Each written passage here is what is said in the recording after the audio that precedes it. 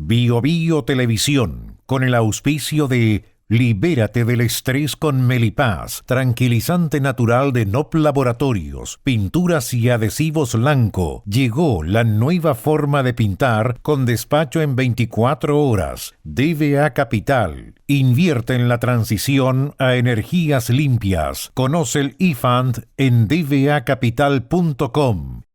Y nuevo Aeolus de Dongfeng presentan comentarios de Tomás Moyati. Sabemos que la pelea contra el cambio climático se gana eliminando las emisiones de CO2. A partir de eso, creamos eFund, un fondo que invierte en las compañías que están liderando la electrificación del mundo. Invierte en eFund, sé parte del futuro eléctrico y sube los sentidos de tu inversión. ¿Andas acelerado? ¿Te sientes más irritable y alterado? ¿Te cuesta dormir bien? Tranquilízate naturalmente con Melipaz, que calma la ansiedad, relaja y reduce el estrés. Libérate del estrés con Melipaz. Pídelo en todas las farmacias del país.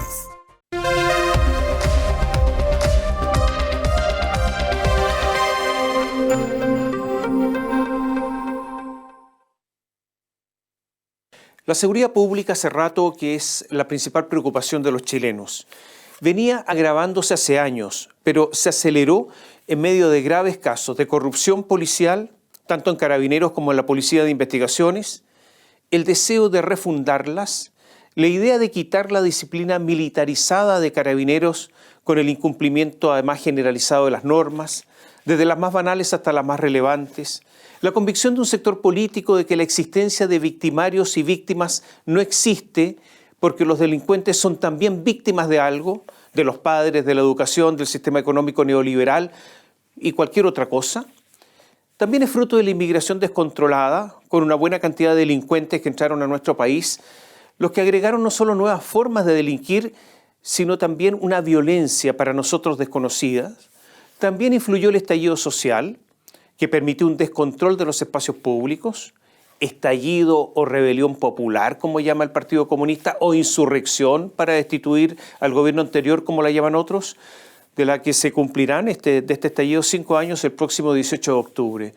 También el cambio cultural entre jóvenes y no tan jóvenes, y un largo etcétera para explicar por qué la inseguridad ha adquirido tanta relevancia en nuestro país y la gente además se siente insegura con razón. Este gobierno, a la espera de la victoria del plebiscito del 4 de septiembre de 2022, perdió meses en que anunció la refundación de Carabineros, la inexistencia de terrorismo en Chile, la decisión de no aplicar la Ley de Seguridad del Estado, ni aplicar los regímenes, los estados de excepción constitucional, y por lo tanto retirar a los militares de cualquier función de seguridad pública, la acogida de inmigrantes con la mano acogedora de un país que es un asilo contra toda persona con carencias, el indulto a varios delincuentes, no todos eran delincuentes, pero sí a muchos, la nomenclatura arraigada del Gualmapu y el territorio liberado de Temucuicui, ese lugar donde no han podido entrar los censistas, y de nuevo un largo etcétera. La derrota del primer proyecto constitucional, los asesinatos, los sicarios, los secuestros, la tortura de los secuestrados, el tren de Aragua, las ciudades que se apagan cada vez más temprano con los ciudadanos escondidos en sus casas, han hecho al gobierno tomar conciencia de que la inseguridad no solo afecta a los más pobres, sino que ellos dejaron la cancha desocupada, esa de la seguridad, a la derecha, para que esta derecha, la oposición, la ocupara a sus anchas. Lejanos están los tiempos en que Iracy Hasler, alcaldesa de Santiago, hablaba de democratizar los espacios públicos, por lo que había que dar muchos permisos a destajo para el comercio ambulante, con la versión de ahora de una Hasler convertida en una especie de sheriff o un intento de ser eso. Las elecciones, cuando se avecinan, logra convertir a los políticos en la versión que ellos mismos más han odiado, porque el poder, alcanzar el poder o mantener el poder, todo lo puede, incluyendo todos estos cambios brutales. Muchas veces se ha repetido que en esto de la delincuencia hay un punto de no retorno, porque el crimen organizado, vinculado al narcotráfico, al contrabando, al comercio ilegal, la extorsión a comerciantes, el secuestro extorsivo, mueve una enorme cantidad de dinero. Y ese dinero les da poder, el poder de matar en forma impune, el poder de aterrorizar, el poder de corromper y penetrar en las instituciones, penetrar en jueces, fiscales, políticos, periodistas, que todos pueden ser coimiados. Y agrego de nuevo un largo etcétera. Hemos tenido casos de denuncias de corrupción vinculadas al crimen organizado en el Poder Judicial y en la Fiscalía. La pregunta es si estamos ganando la batalla contra la delincuencia. ¿Usted qué cree? Se han dictado en el último tiempo una enorme cantidad de leyes. Varias de ellas son las mismas a las que quienes hoy gobiernan, cuando eran oposición, se oponían férreamente. Pero ¿basta con esas leyes? O mejor dicho, ¿es solo un asunto de leyes más o leyes menos? Nuestra tasa de homicidios ha aumentado enormemente, aunque en los últimos meses ha bajado levemente. Algunos dicen que esto se debe a que ha mejorado el combate al crimen organizado. Otros que simplemente las bandas están dejando de luchar entre ellas porque los territorios de cada una de ellas está más o menos definido y ya no tienen la necesidad de disputarse o de disputarlos, de matarse entre ellos. Es sabido que cuando la delincuencia organizada se establece, se asienta, lo que desea es que haya una paz administrada por ellos y todo balazo atenta contra esa paz que ellos han impuesto. No es este el espacio para hablar de las causas que dan lugar a la delincuencia, pero sí todos sabemos que la investigación y la sanción penal son o debieran ser efectos disuasivos importantes. Y aquí hay varios problemas. La ineficacia en la investigación de los asesinatos, especialmente cuando hay sicariato, o sea, autor desconocido, y el grave problema en nuestras cárceles. La verdad es que no se construyen nuevas cárceles. Además, por una razón ideológica, el Frente Amplio, tampoco el Partido Comunista, no desean cárceles concesionadas. Y no solo eso, hay concesiones que están a punto de terminar y no se ha preparado algo para decidir qué van a hacer con eso.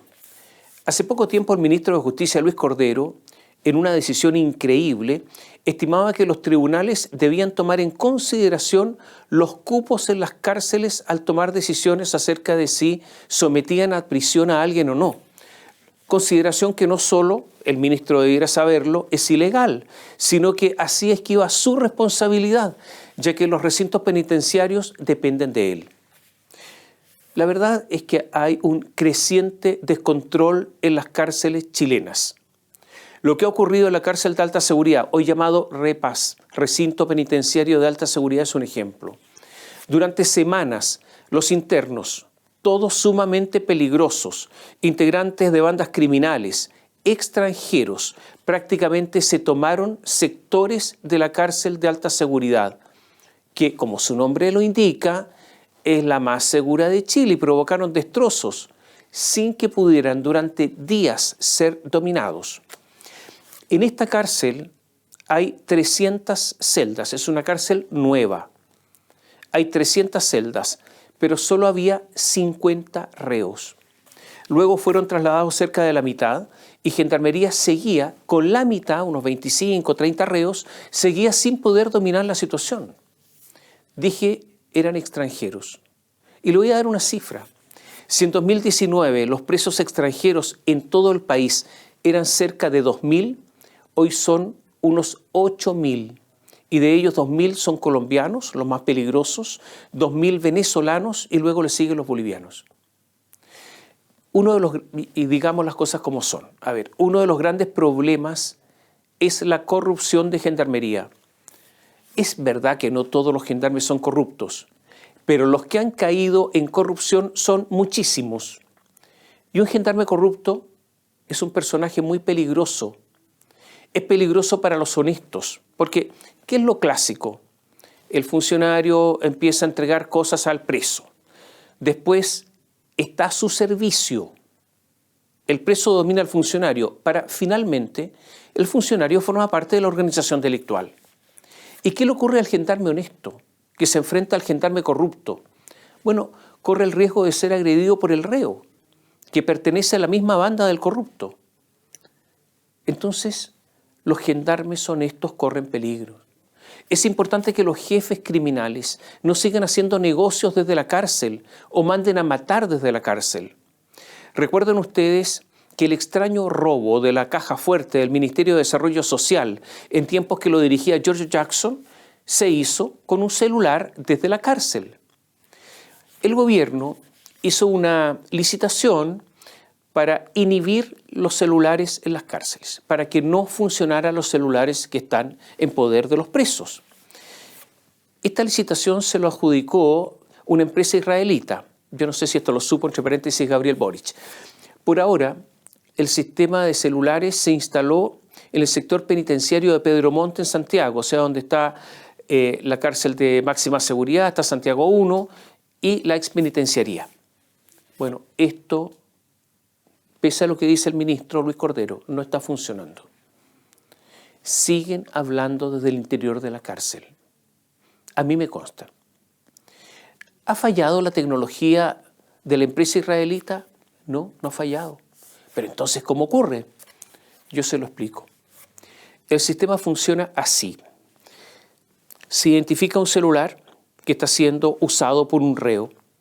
Se identifica ese número y luego se bloquea ese celular específico. Se bloquea tecnológicamente a distancia. Se bloquea ese número. Este bloqueo, desde que se descubre hasta que se opera el bloqueo, pueden pasar 2 a 3 días. Como no es un bloqueo general, no se molesta de esa manera a los vecinos o al personal. Pero, ¿cómo se vulnera todo esto? Y aquí viene la sorpresa.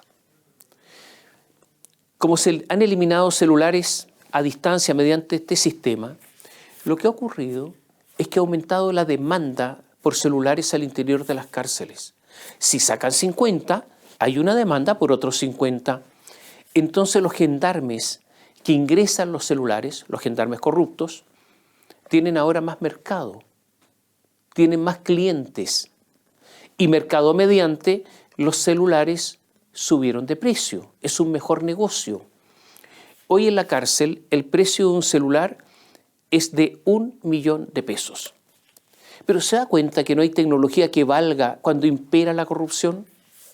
Todo lo que está ocurriendo es brutal.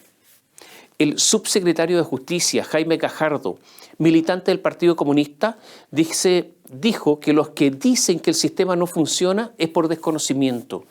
Y agregó que desde que comenzó el sistema, en el mes de abril, se ha permitido bloquear más de 10.000 teléfonos, más de 15.000 chips y más de 1.000 redes de Wi-Fi. Lo que ha ocurrido, insisto, estos son los números, es que ha aumentado la demanda. Siguen entrando celulares. Las comunicaciones con los reos en las cárceles, yo se lo aseguro, sigue funcionando y ellos siguen administrando el crimen organizado fuera del recinto penitenciario. O sea, los que están ingresando teléfonos en estos momentos están ganando mucha plata. Le voy a dar un dato, otro dato. Cerca del 38% de los presos en cárceles chilenas están presos por tráfico de droga y cerca del 82% de todos los presos declara consumir alguna sustancia. Gendarmería es una fuerza armada, disciplinada militarmente, no deliberante y con un sistema de pensiones especial. Pero ocurre que tiene asociaciones de funcionarios y estas asociaciones son ilegales. Estas asociaciones de funcionarios han establecido una especie de cogobierno, de manera que cualquier medida importante hay que negociarla. Hay harta actividad, yo diría en Gendarmería para la foto, por razones publicitarias, allanamientos, invitan a periodistas para que cuenten lo que ellos hacen y logran en algunos instantes dar una imagen favorable. Al interior de Gendarmería esta técnica se llama la técnica del pañito verde. ¿Por qué? Porque sobre una tela de color verde, usted lo debe haber visto muchas veces en imágenes, se colocan todas las cosas que han incautado. El problema es que eso sirve de poco, salvo para políticas comunicacionales y de maquillaje. En allanamientos de este tipo, publicitarios, entre 2022 y 2024, se incautaron unos 18.000 celulares. En los allanamientos rutinarios, esos donde no hay prensa, no hay pañito verde, no hay nada.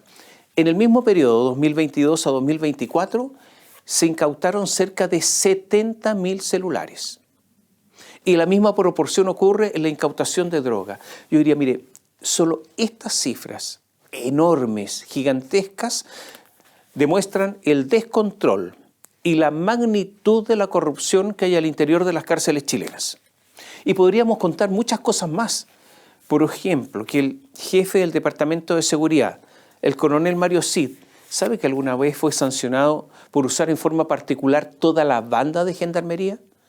Pueden ser actos banales o no tan banales. Lo cierto es que si no se arregla la corrupción ahora en las cárceles, dentro de poco el dominio de las bandas criminales va a ser aún más evidente. Es lo que ocurre en los puertos, donde solo se pasa por escáner cerca del 3% del total de la carga. O sea, no hay control. Por los puertos entra y sale una enorme cantidad de droga. Y obviamente que hay corrupción y una extraña resistencia a aplicar la tecnología, los escáneres para fiscalizar la carga. ¿De quién depende aduanas? De Mario Marcel. Todo esto es muy raro. En el caso del secuestro y asesinato de Ronald Ojeda, ha ocurrido algo. Hay una sola persona detenida. Usted recordará que hay un venezolano que dice tener, porque no hay otro antecedente de él, sino que lo que él dice tener 17 años. Cuando Ronald Ojeda fue secuestrado por un comando en su departamento, un comando de venezolanos caracterizados con uniforme táctico de la Policía de Investigaciones, cuando bajaron en las afueras del edificio de donde sacaron a Ojeda, se detuvieron frente a un auto. Le levantaron la cabeza a Ojeda para que desde ese auto lo fotografiaran. O sea, era evidente que querían dejar una prueba, posiblemente a los que encargaron el crimen de lo que hacían, una prueba de hicimos el trabajo. Y ahí estaba la foto. Recordemos que pretendieron que Ronald Ojeda nunca fuera encontrado. Su cadáver finalmente fue pesquisado por la Policía de Investigaciones bajo una gruesa losa de cemento en un campamento. La idea era que no se descubriera nunca más. Por eso la prueba. Bueno, quien acompañaba a la persona que tomó la foto en el auto es este venezolano de 17 años que está preso. Es la única persona presa que tuvo relación con todo esto. Ocurre que la Corte Suprema ordenó acortar el plazo de investigación a 60 días. Los señores de la Corte Suprema dicen que hay una investigación de otros 90 días no se puede hacer porque vulnera las garantías establecidas en la Constitución Política de la República, en los tratados internacionales reconocidos por Chile y que se encuentran vigentes, y particularmente dijo, si la investigación dura más de 60 días, se están violando la Convención de los Derechos del Niño. O sea, para los jueces hay que velar por la libertad de este niño venezolano. Entonces podría ocurrir que el único que está detenido en este caso, este niño, salga libre y nunca más lo veamos. Con estos jueces, tan innovadores en algunas materias y en otras no tenemos vuelta. ¿Sabe usted? A esta misma conclusión llegó la familia de Ronald Ojeda. Ante la incompetencia y la desidia de nuestras autoridades políticas y judiciales, la familia de Ronald Ojeda ha decidido abandonar nuestro país y se va a ir a otro que le ha ofrecido más protección y más seguridad. Se van de Chile. La política se ha movido en los últimos días. Ocurre que el brutal aumento de las tarifas eléctricas es un asunto, usted comprenderá, no solo económico, sino esencialmente social y político. Cuando el discurso no son 30 pesos, sino 30 años, bueno, en esa oportunidad, en el momento del estallido social, poco después, el aumento iba a ser de solo 9%. Ahora el aumento será de 60%. Quien presionó al gobierno después del estallido, en los días posteriores, al gobierno de Sebastián Piñera, entre otros estaba Gabriel Boric. No había que dar nada. Pero el tiempo gira rápido y ahora es él, Boric, el que debe defender el alza el que no quiso nada, ni siquiera un 9, ahora debe defender el alza del 60%. La vía es dura, pero también es un precio bajo, porque esa y otras cosas le permitieron ser presidente, y eso no se lo quita nadie, per secula seculorum. Gabriel Boric se reunió con todos los presidentes de los partidos oficialistas. Ha habido una intensa presión del Partido Comunista por este aumento de las tarifas eléctricas. Hubo acusaciones al ministro Diego Pardo, que es amigo del presidente, y le dijeron que había engañado, ocultado, tergiversado. Los mismos parlamentarios que votaron hace unos 3 meses el aumento de las tarifas se han convertido en unos renegados. El gobierno anunció un aumento del subsidio, triplicando el número de familias beneficiadas. En un principio iban a ser 1.500.000 familias y se está llegando a 4.700.000, o sea, cerca de 10 millones de personas. Iracy Hassler, comunista, en su desesperada lucha por la reelección en la alcaldía de Santiago, dijo que todo eso no es suficiente y que el gobierno debe incluso hacer un esfuerzo mayor. Lautaro Carmona, presidente del Partido Comunista, dijo que había que revisar todas las alternativas, o sea, no quería quedarse con esta. La deuda con las generadoras eléctricas alcanza los 6.000 millones de dólares. La ley inicial venía poco antes del plebiscito constitucional. Recordemos que ha habido 3 leyes, una poco después del estallido y una segunda ley que postergó de nuevo el alza, que se votó y se aplicó poco antes del plebiscito constitucional, del primero, el de Elisa Loncón, el que impulsaba el gobierno. Y para no tener problemas electorales, Gabriel Boric siguió congelando la tarifa, porque había que ganar el plebiscito. O sea, formó parte de la campaña. Y ocurre que algunas campañas políticas salen muy caras, porque además hay que pagar los intereses, y eso los pagamos entre todos nosotros.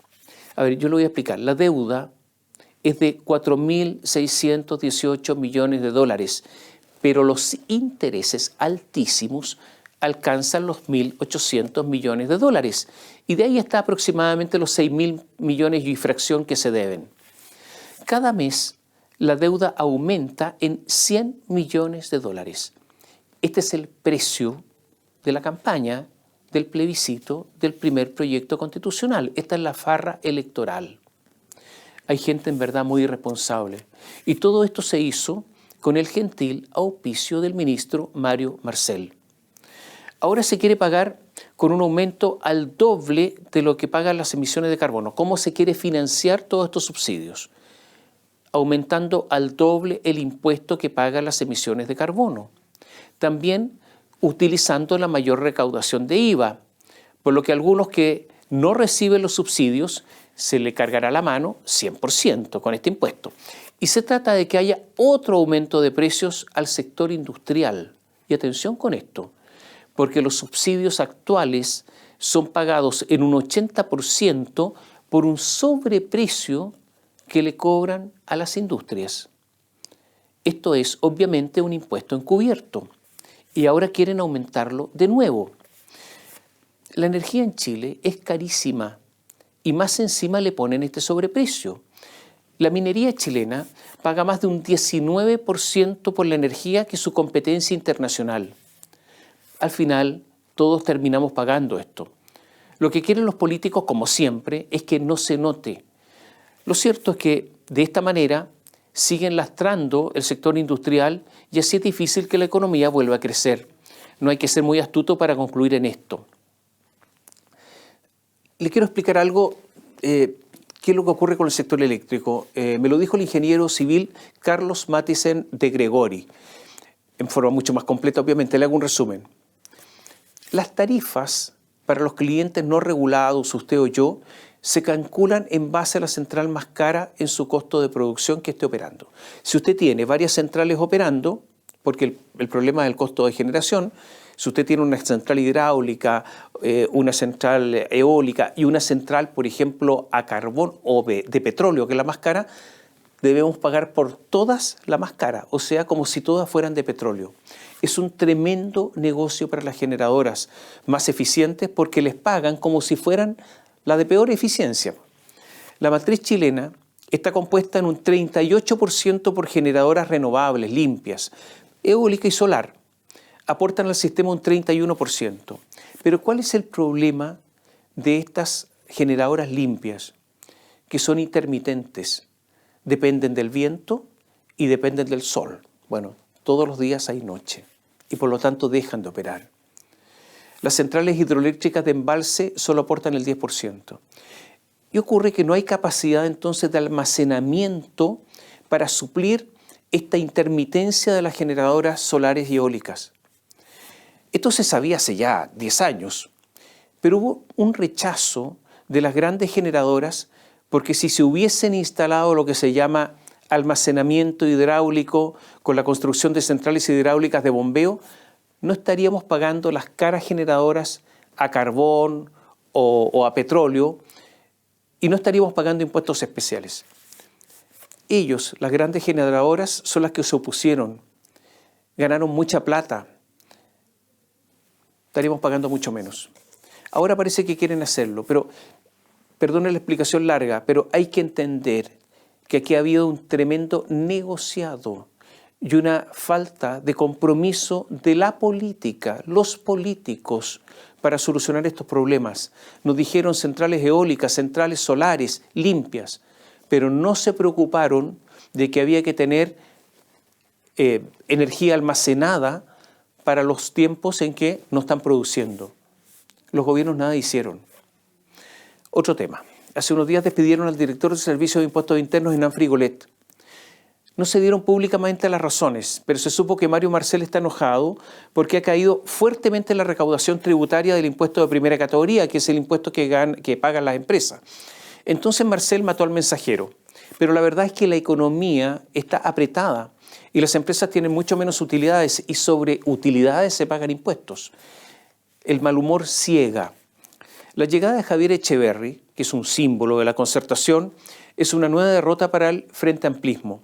No porque Frigolet fuera frente amplista, militante del Partido Socialista, sino por lo que representa Echeverri, quien llega con la dura tarea de sacar adelante la reforma tributaria. Las apreturas económicas están, y aunque hay un poco más de consumo, no se recupera la actividad productiva. El IMASEC, o sea, el crecimiento económico de mayo, fue de solo 1,1%.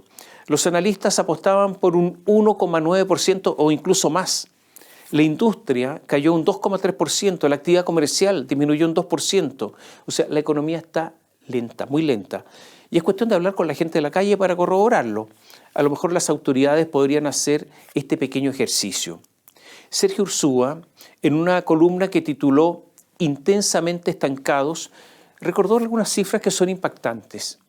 Contó que entre 2003 y 2013, 10 años, el Producto Interno Bruto per cápita real creció en un notable 43,5%.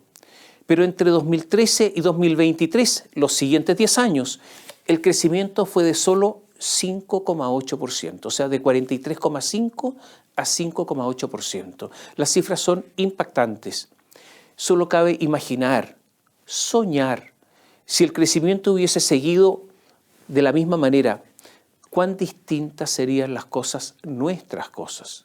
Ahora, buena parte de la clase dirigente dice que hay que repartir más que crecer. Pero ahora la economía está sumamente lastrada, por lo que es imposible volver a esos crecimientos anteriores.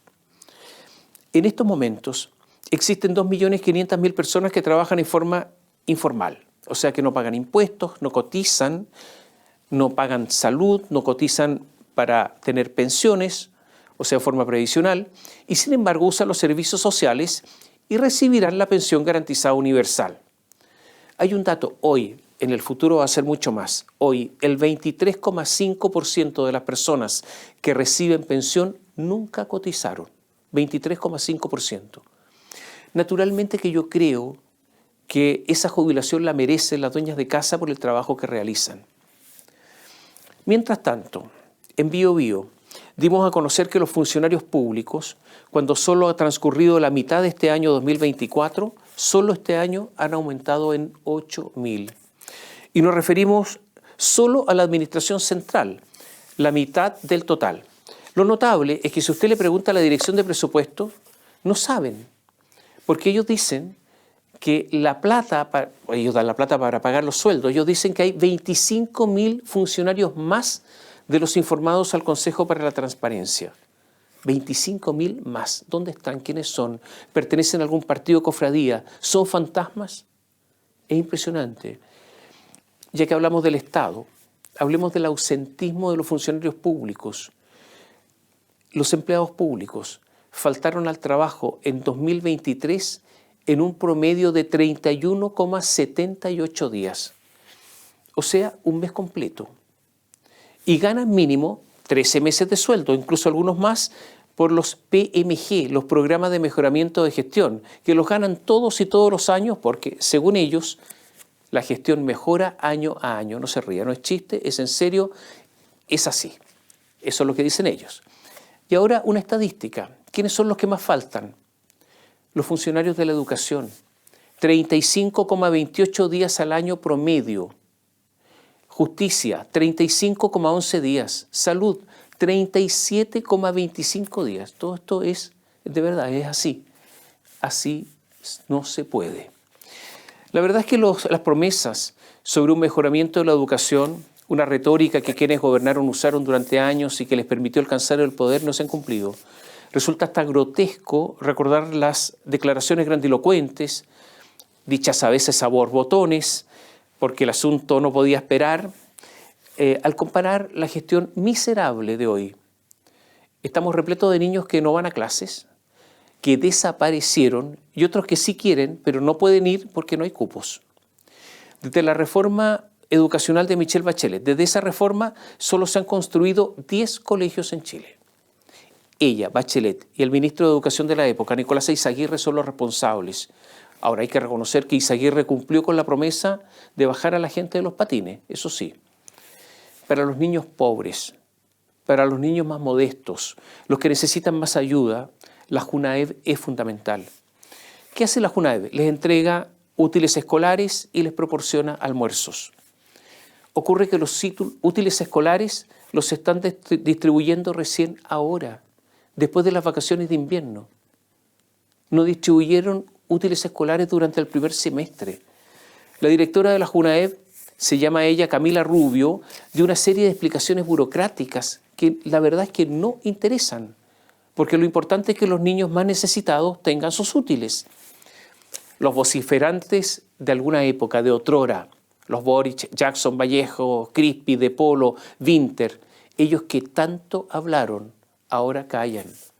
No toman medidas, no piden medidas. La verdad es que son para muchos una gran decepción porque nada de lo que decían era verdad, no era honesto. La JUNAEV también presenta problemas en las raciones alimenticias. Hizo una licitación en la que participó, entre otras, la empresa Edenred. Y resulta que la JUNAEV declaró desierta la licitación y acto seguido, porque dijo que ninguna de las empresas cumplía requisitos, y acto seguido contrató mediante trato directo a Edenred, la que no cumplía requisitos de la licitación. Este es un negocio millonario. A ver, se entregan 650.000 almuerzos. Hay un preinforme de Contraloría. Todo ese grupito de personas que nombré antes están en silencio. Pero ¿usted se imagina qué hubiese ocurrido si hubiesen estado en la oposición? ¿Cómo hablarían? Y ahora una prueba más de lo atontados que estamos. 28 médicos extranjeros, reitero, mediante el otorgamiento de licencias médicas falsas, estafaron al país, escuche bien, en 700.000 millones de pesos. Es una cifra enorme. Es lo que cuesta la mega obra del puente sobre el canal de Chacao, la gran obra pública chilena. Es un mega fraude.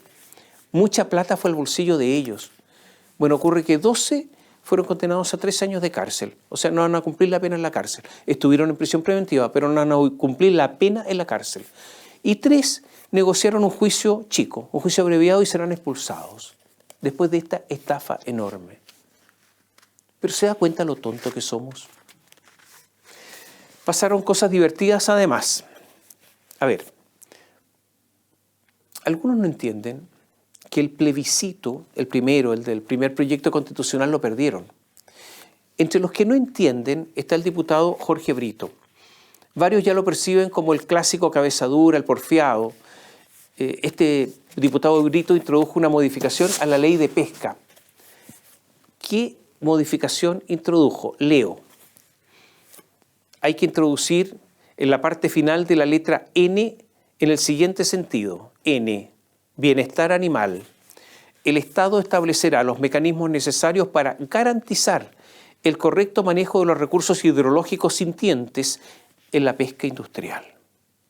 En todo momento se deberá respetar el estado físico y mental del animal, por lo que estará estrictamente prohibido generarles estrés y dolor innecesario, tratarlos de forma cruel o prolongar su agonía.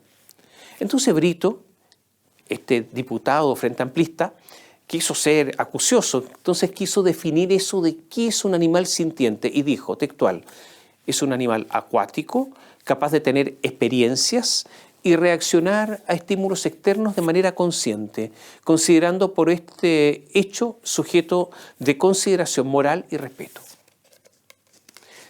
En el Frente Amplio se dieron cuenta que el tema es sacar a los industriales de la pesca, que eso es lo que quieren hacer, expulsarlos, porque ese es el propósito, por lo que todo este asunto de los animales sintientes se alejaba del objetivo.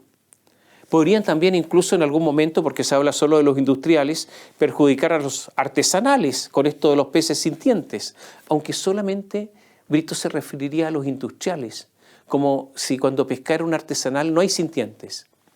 Todo esto, usted comprenderá, es una tontera, otra tontera más. Entonces le dijeron que guardara esta indicación para tiempos mejores. ¿Le cuento otra? El gobierno, después de las inquietudes manifestadas por el Servicio Electoral, presentó un proyecto de ley para realizar las elecciones de octubre en 2 días. Se estima que cada ciudadano va a demorar 4 o 5 minutos en votar, porque tiene que votar por alcaldes, concejales, gobernadores, consejeros regionales. Por primera vez, además, esta elección es con voto obligatorio, entonces va a votar más gente que en la anterior. Empezaron los problemas, porque el gobierno no solamente quería hacer la elección en 2 días, sino que pagar menos por cada voto obligatorio, para haber más gente, y por lo tanto los partidos y los candidatos, porque vota más gente, ahora es obligatorio, se van a embolsar más plata. Y resulta que los socialistas y el PPD no les gustó eso de recibir menos plata de la que ellas creen que deben recibir, la quieren toda. Y después en el Frente Amplio surgió la idea de eliminar la multa en caso de no votar. O sea, derogar en la práctica el voto obligatorio, porque si es voto obligatorio sin multa, no es obligatorio. Se elimina la sanción. ¿Y por qué querían hacer esto? Por un cálculo chico. Eso de que el voto obligatorio, dicen, beneficia a la derecha. Entonces los muchachos del Frente Amplio aprendieron rápido las malas prácticas de la vieja política. Hay otro candidato que anda puerta a puerta diciendo textual. Esto es lo que dice él, como un mantra. Sepan que sueño con que nuestra comuna sea un ejemplo de integración y movilidad social. Que los padres tengan la tranquilidad de que sus hijos crecerán en un entorno protegido y que los emprendedores se atrevan a desarrollar sus negocios sin temor a los delincuentes. Mi vida era quedarme en el mundo privado. Recibí la mejor formación para eso. Podría haber seguido ese camino, pero descubrí que lo que más feliz me hace es ponerme al servicio de otros, de usted. Y anda tocando la puerta en Huechuraba y aparece ahí Max Luxic, con esto que aprendió de memoria. Y lo repite una y otra vez. Notable. Le cuento otra. Se viene el 18 de octubre, lo contábamos hace un rato, el 5º aniversario del estallido social. Y será, obviamente, poco antes de las elecciones. ¿Cómo lo va a enfrentar el gobierno? Es todo un desafío comunicacional para Gabriel, Camila, Winter, para todos los demás. Y para el verdadero ejército de periodistas, asesores y agencias comunicacionales que les sirven. ¿Cómo lo van a hacer y qué van a decir? Pregunta. Y otra más. Se fusionaron los partidos del oficialismo en el Frente Amplio. Se fusionó Convergencia Social, Revolución Democrática, etc. Son un solo partido ahora y están eligiendo su primera directiva. El partido que ronca ahí es Convergencia Social, el partido del presidente Gabriel Boric. Revolución Democrática venía a maltraer, en especial luego del descubrimiento que muchos ahí tenían una máquina para hacerse de plata pública con la apariencia de ayudar a los pobres en el caso de la fundación. Entonces Revolución Democrática está abollado. La presidencia, esto son candidaturas, pero es la candidatura más importante, ¿no? La presidencia quedará en manos de Constanza Martínez, que hasta hace poco era delegada presidencial en la región metropolitana. Constanza fue asesora de Gonzalo Winter y Winter fue asesor de Boric. Están todos unidos y todos relacionados porque los fondos públicos dan para pagar mes a mes todas estas asesorías. Todos se asesoraron entre ellos. Todo está armado. Pero ocurre que, como les contaba, Revolución Democrática estaba a la baja. Y a la distancia desde Barcelona, Giorgio Jackson se molestó porque se dio cuenta que Revolución Democrática estaba quedando un poco fuera. Tomó el teléfono y listo. Giorgio Jackson ronca. El RD, Andrés Kubl, va a ser el secretario general. O sea, Giorgio Jackson desde España ronca. Está dedicado a hacer unas clases no muy exitosas, esa es la verdad, y a TikTok. Por lo tanto, tiene tiempo para telefonear a Santiago. Hablemos de la derecha. La candidata de la derecha a la presidencial es Evelyn Matei. Tuvo una cita virtual con cerca de 100 alcaldes en plena precampaña. La reunión fue organizada por la gente inteligente de la derecha, lo que ellos llaman centros de estudio, Horizontal, Fundación Jaime Guzmán, Idea País, Instituto Libertad. Estaban también los dirigentes, Andrea Valladares de Renovación Nacional, Javier Macaya de la UDI, Gloria Hood de Bópoli. Y Matei, con una asesora de la Municipalidad de Providencia, intentó mostrar los éxitos que ha tenido en Providencia. Pero la verdad es que en la comuna hay muchísimo comercio ambulante. Y la verdad es que Providencia está cada vez más insegura. La charla fue sobre las experiencias implementando soluciones innovadoras como tecnología de cámaras para combatir la delincuencia. ¿Será innovador eso de la tecnología de cámaras? Se habló de patrullaje virtual también. La verdad es que una vuelta corta por Providencia desmentiría, yo creo, que todo posible éxito. Según el diario La Tercera, Evelyn Matei habría dado el siguiente consejo a los alcaldes candidatos. Textual: prometan nomás. Prometan, porque les digo que no hay nada que les vaya a generar mayor adhesión, que la gente entienda que ustedes realmente se van a preocupar de la seguridad de ellos. Prometan nomás. Al comenzar esta columna, hablábamos de algunos aspectos de la seguridad pública. Es un gran problema, pero no es el único ni mucho menos. La derecha está hablando solo de seguridad como un papagayo entrenado. La izquierda lo descubrió y trata de hacer lo mismo. Iracy Hasler, pero también Boric, son un ejemplo de cómo han cambiado en esto. Este discurso y también el justo temor que sienten las personas está escondiendo muchas otras inquietudes y angustias que agobian a las personas. La seguridad no es lo único. Entre ellas está la economía, el costo de la vida, la sensación que el país está detenido. En la última encuesta de CADEM, Evelyn Matei cayó, disminuyó su aprobación. Gabriel Boric tuvo en junio un promedio de 5 puntos superior a mayo. Entre los jóvenes, la aprobación a Boric llega al 44%. La confianza en Boric subió 4 puntos y en el ítem capacidad para gestionar crisis subió 10 puntos.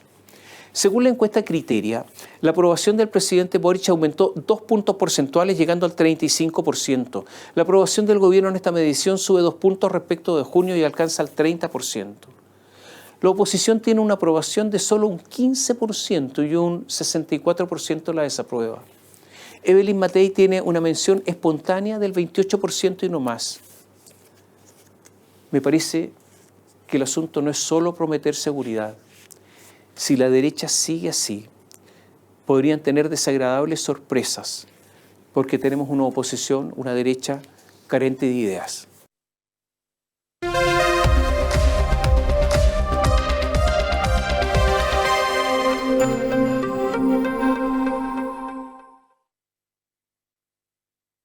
Bio Bio Televisión, con el auspicio de Libérate del estrés con Melipaz, tranquilizante natural de NOP Laboratorios, pinturas y adhesivos Lanco. Llegó la nueva forma de pintar con despacho en 24 horas. DVA Capital. Invierte en la transición a energías limpias. Conoce el eFund en dvacapital.com. Y nuevo Aeolus de Dongfeng. Presentaron comentarios de Tomás Mochiati. Sabemos que la pelea contra el cambio climático se gana eliminando las emisiones de CO2. A partir de eso, creamos eFund, un fondo que invierte en las compañías que están liderando la electrificación del mundo. Invierte en IFAN, sé parte del futuro eléctrico y sube los sentidos de tu inversión. ¿Andas acelerado? ¿Te sientes más irritable y alterado? ¿Te cuesta dormir bien? Tranquilízate naturalmente con Melipaz, que calma la ansiedad, relaja y reduce el estrés. Libérate del estrés con Melipaz. Pídelo en todas las farmacias del país.